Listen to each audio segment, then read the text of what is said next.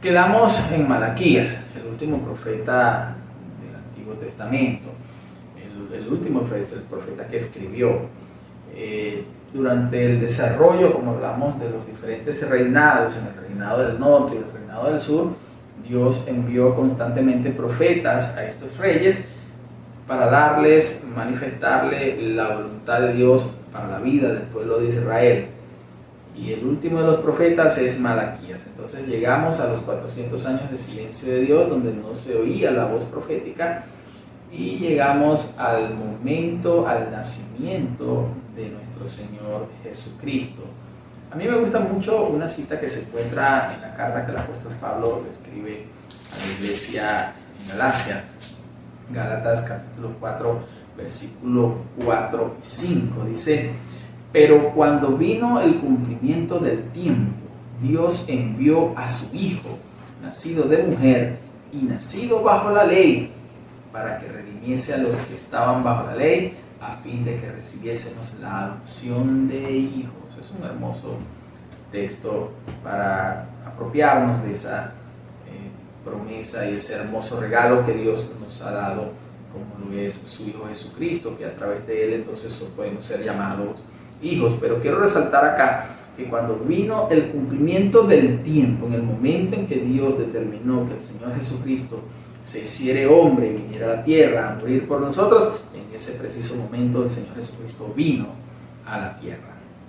Entonces, al terminar Malaquía, termina el periodo profético del Antiguo Testamento. Todos los escritos que encontramos en nuestra Biblia, en el Antiguo Testamento, los 39 libros, entonces son inspirados plena y totalmente por nuestro Dios. Dios inspiró a estos hombres a que escribieran su palabra.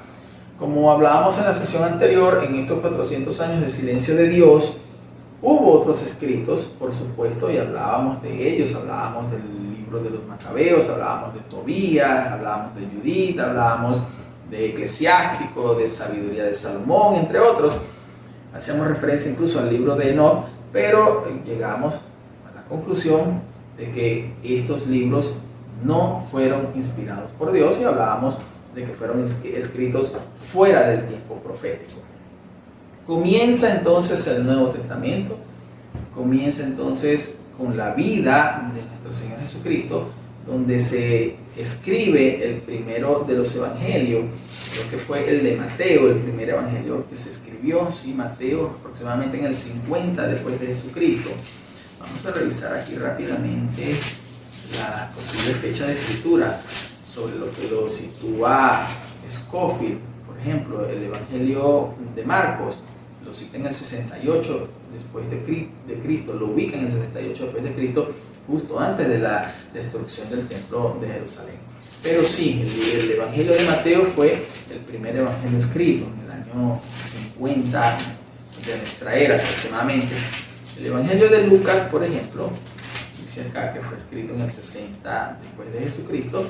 Y por último, el de Juan, en el 85-90 después de Jesucristo. Esto lo escribe Juan ya en su última etapa de vida, ya anciano. Entonces, ahí tenemos el inicio del Nuevo Testamento, de nuestro canon. Cuando el Señor Jesucristo asciende, le dice a sus discípulos que se queden en Jerusalén.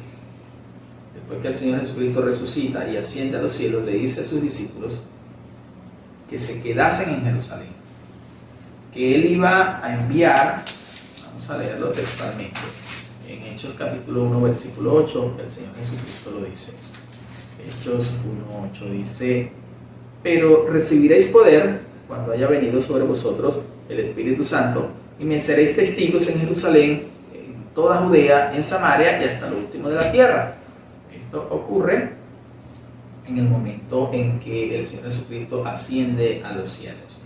Entonces vamos a dejar hasta este punto. Vamos a continuar entonces con el desarrollo del canon bíblico en el próximo programa, en la próxima edición, si Dios nos permite, en la edición número 4 de nuestro programa La Hora del Discipulado, porque ahora vamos a hablar de los escritos del Nuevo Testamento y cómo llegó a formarse. Entonces, la Biblia que tenemos hoy en las manos, de la que gozamos gracias a la obra, misericordia, gracia y a la providencia divina de nuestro amado Señor Jesucristo.